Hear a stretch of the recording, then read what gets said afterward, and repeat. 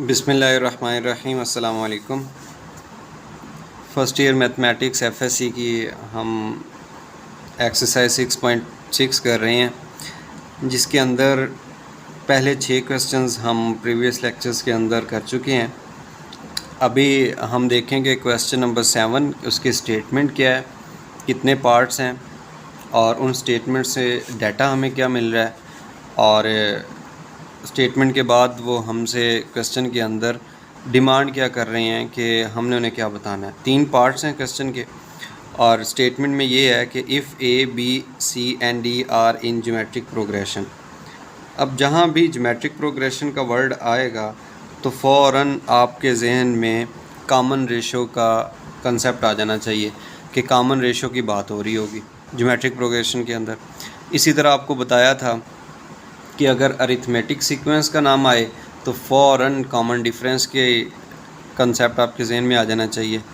अभी जबकि हम बात कर रहे हैं ए बी सी और डी जीपी के अंदर हैं, तो इसका मतलब ये हुआ कि जो कॉमन रेशो बनेगी बी और ए की, वही कॉमन रेशो होगी बी और सी की, वही कॉमन रेशो होगी सी और डी की। मींस कि हम इनको इक्वल रख सकते हैं और रखेंगे भी।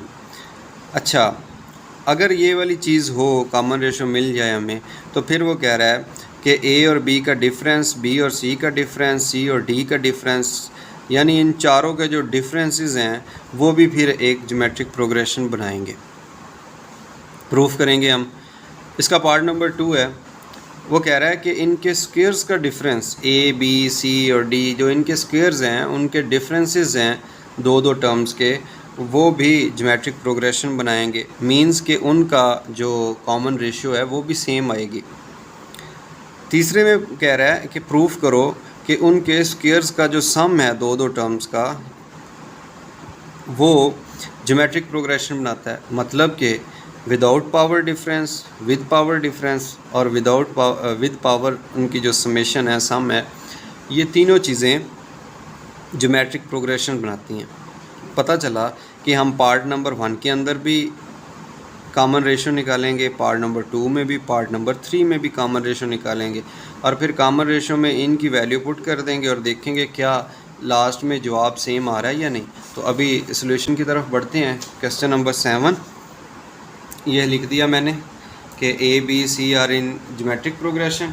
जैसे ज्योमेट्रिक प्रोग्रेशन या ज्योमेट्रिक सीक्वेंस का वर्ड आएगा तो हमने इनकी कॉमन रेशो ले लेनी है। कॉमन रेशो लेंगे बी और ए की, तो ये बन जाएगा B over A equal to R. इसी तरह बी और सी की लेंगे तो ये बन जाएगा common ratio C over B equal to R. और जब डी और सी की कॉमन रेशो लेंगे ये बन जाएगा D over C equal to R. Because तीनों वैल्यूज़ आर के इक्वल हैं, इसलिए इन्हें ए के स्टेटमेंट के अंदर हमने लिख दिया इक्वल टू आर। इससे पहले हम के मेथड एक पढ़ते हैं मैथमेटिक्स के अंदर, उनके अंदर भी हम के इक्वल ऐसे ही फ़र्ज़ करते थे। अब इनके अंदर अगर हम निकालना चाहें बी की वैल्यू, तो ये ए बटे के नीचे है, अगर इसके इन्वर्स से मल्टीप्लाई करें तो ये ए आर के साथ आ जाएगा, यानी B equal to A R बन जाएगा। तो यहाँ से बी की वैल्यू निकाली, B equal to A R बन गया। सी की वैल्यू निकालेंगे तो बी उधर मल्टीप्लाई तो बन गया बी आर, डी की निकालेंगे तो ये बन गया सी आर। अभी यहाँ पे ये ख़त्म नहीं हुई, बल्कि हम क्या करेंगे, इस बी की वैल्यू को इस जगह पे लगा देंगे, यानी कि इसकी जगह आ जाएगा ए आर। तो बी की जगह पे जब हमने लिखा ए आर, आर से मल्टीप्लाई होकर आर स्क्वायर बन गया, तो ये सी की वैल्यू बन गई ए आर स्क्वायर और बी की वैल्यू बन गई ए आर फाइनल वैल्यू। अभी जो डी है, डी के अंदर है सी इंटू आर, तो हम इस सी की वैल्यू यहाँ से पुट करेंगे।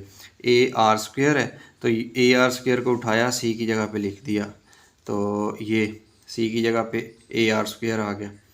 ए आर स्क्वायर जब आर से मल्टीप्लाई होगा तो आर की पावर ऐड होके क्यूब बन गई, तो ये डी की वैल्यू। अब जहाँ जहाँ पे हम पार्ट्स करेंगे, पार्ट नंबर 1, 2 एंड 3, तो जहाँ जहाँ पे ए बी सी और डी होगा उसकी जगह पे हम उनकी वैल्यूज़ लगा देंगे और फिर देखेंगे क्या उनका जो कॉमन रेशियो है दोनों साइड्स पे वो सेम आ रही है या नहीं।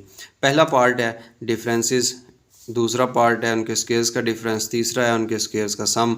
पहला पार्ट मैंने उठाया और सपोज कर लिया कि जो डिफरेंसेस हैं टर्म्स के दरमियान a minus B, b minus C, c minus D, ये जीपी के अंदर है, यानी ज्योमेट्रिक प्रोग्रेशन के अंदर है। ये सपोज कर लिया।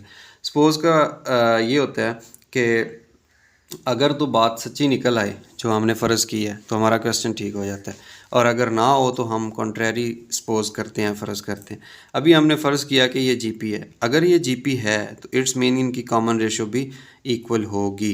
तो ये फ़र्ज़ पे चल रहा है सारा कुछ। Common ratio b minus C over a minus B आ गया, इधर c माइनस डी है ओवर b माइनस सी आ गया। तो ये कॉमन रेशो हमने सेम लिख दी क्योंकि हमने फ़र्ज़ किया हुआ कि ये जीपी है। अब क्या करेंगे, इनको क्रॉस मल्टीप्लाई करने से पहले हम इनकी वैल्यू पुट करते हैं। और वैसे भी क्रॉस मल्टीप्लिकेशन की ज़रूरत नहीं है क्योंकि हमने लेफ़्ट और राइट साइड का डिफरेंस फाइंड करना है, सॉरी डिफरेंस नहीं है, रेशो फाइंड करनी है। तो ये भी वैल्यू आर की है और ये भी वैल्यू आर की है। बी की जगह पे हमने बी की वैल्यू ए आर पुट कर दी, सी की जगह पे ए आर स्क्वायर पुट कर दिया और डी की जगह पे ए आर क्यूब पुट कर दिया। अब देखें, जब हम लेफ़्ट साइड पे पुट करेंगे तो बी की जगह पे आ गया ए आर, ये आ गया, माइनस सी की जगह पे आ गया ए आर स्क्वायर, ए की जगह पे वैसे ए ही आ गया, और माइनस बी की जगह पे बी की वैल्यू जो कि ए आर है, इक्वल टू सी की जगह A R square minus D की जगह पे आ जाएगा ए आर क्यूब, बी की जगह पे आ गया ए आर और माइनस सी की जगह पे आ गया ए आर स्क्वायर, यहाँ से पुट कर दी। अभी देखें कुछ कॉमन आ रहा होगा, कुछ कैंसिल हो रहा होगा। इनमें से ए आर कॉमन आ गया, बाकी वन माइनस आर रह गया। नीचे से ए कॉमन आ गया, वन माइनस आर रह गया। इधर ए आर स्क्वायर कॉमन आ रहा है, वन माइनस आर, और नीचे से ए आर कॉमन आ रहा है, one minus are.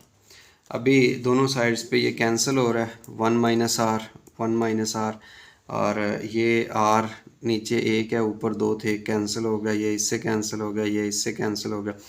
Are equal to are, तो पता चला कि जो कॉमन रेशो है आर वो दोनों साइड पे सेम आ रही है, लेफ़्ट साइड पे भी राइट साइड पे भी।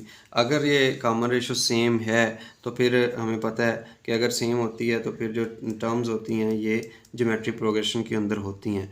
इट्स मीन जो हमने फ़र्ज़ किया था वो बिल्कुल ठीक फ़र्ज़ किया था और वो ज्योमेट्रिक प्रोग्रेशन बना रही हैं, और ये प्रूफ हो चुका है। इसके बाद हम बढ़ते हैं पार्ट नंबर 2 की तरफ। बिल्कुल इन्हीं स्टेप्स के अंदर ही ये मैं आपको थोड़ा जल्दी से वैल्यूज़ पुट करने के बाद, स्क्वेयर्स लेने के बाद, कॉमन लेने के बाद ये क्वेश्चन सॉल्व हो जाता है। इसका पार्ट नंबर 2 देखें आप। दोनों को सपोज़ किया कि इनकी कॉमन रेशो इक्वल है। सपोज़ करने के बाद वैल्यूज़ पुट कर दी बी, सी और डी की। अब इक्वेशन के अंदर जैसे प्रीवियस पार्ट में हमने किया, ये पावर्स लेने के बाद ये डी की वैल्यू यहाँ सारी पुट करनी है, इस जगह पे ए आर क्यूब ये पुट कर दी। ये पावर से मल्टीप्लाई करें तो 6 हो जाएगी, ये कॉमन आ गया। इनमें से देखें ए स्क्वायर आर पावर 4 है, इधर आर की पावर 6 बन रही है। छोटी पावर कॉमन लेते हैं, पावर 4 कॉमन आ गया। 6 में से 4 बाहर चले गए, बाकी 2 पावर रहेगी। तो इसमें भी 1 minus R square, 1 minus R square से कैंसिल, ये पावर 2 नीचे है, ऊपर 4 थी, बाकी 2 रहेगी। ए स्क्वायर से कैंसिल, ए स्क्वायर से कैंसिल, ये इसके साथ कैंसिल।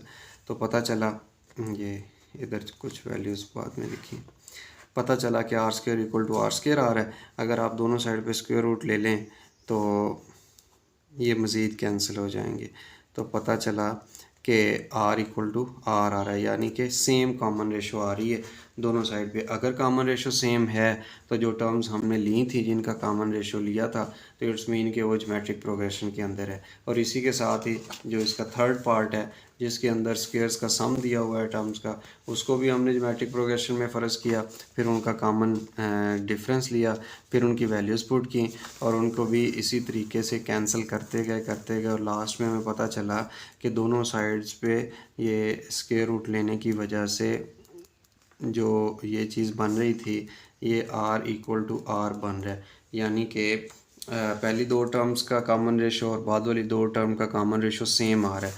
अगर कॉमन रेशो सेम हो तो वो ज्योमेट्रिक प्रोग्रेशन होती है, और अगर डिफरेंस सेम हो तो वो अरिथमेटिक प्रोग्रेशन होती है। इसी के साथ ही क्वेश्चन नंबर 7 हमारा कंप्लीट हो गया कि क्वेश्चन नंबर 7 के 3 पार्ट्स थे, वो हमने डिटेल के साथ देख लिए कि कैसे ज्योमेट्रिक प्रोग्रेशन बनाते हैं। इसके बाद नेक्स्ट लेक्चर हमारा होगा क्वेश्चन नंबर 8 और 9 के बारे में।